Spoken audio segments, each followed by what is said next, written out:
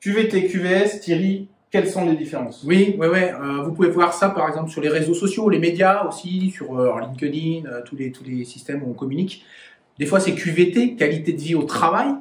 Des fois c'est QVS, qualité de vie en service. Alors il y a une différence, elle n'est pas sur ce qu'on y fait dans ces thématiques-là, ce sur quoi on agit, notamment le travail. Elle est sur le type de secteur d'activité qui va être concerné.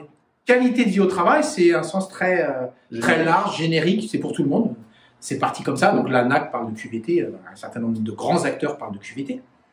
QVS, qualité de vie en service, c'est les SDIS, des services départementaux d'incendie et de secours, et quelques collectivités aujourd'hui dans la fonction publique territoriale qui abordent ce sujet de qualité de vie en service, et notamment chez les sapeurs-pompiers. Pourquoi?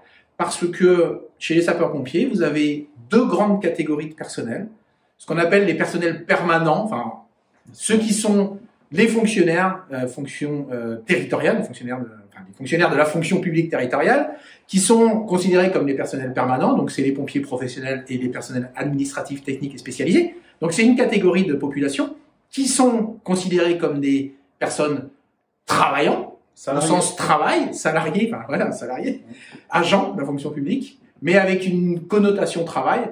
Et vous avez la deuxième typologie de population, qui sont les sapeurs-pompiers volontaires, qui eux ont une activité en dehors, ils ont un métier, ils ont une vie, ils ont là, et en plus de ça, ils apportent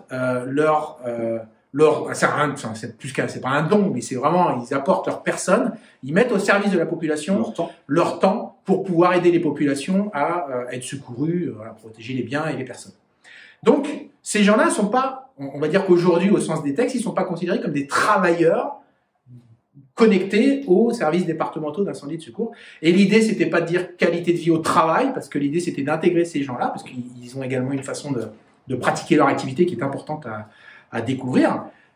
Et donc, l'idée est venue de faire qualité de vie en service, puisqu'on considère que ces gens-là sont au service de la population, ils rendent le service public au même titre que les personnels permanents qui sont donc les sapeurs-pompiers professionnels ou les personnels administratifs, techniques et spécialisés, où on peut enlever le S.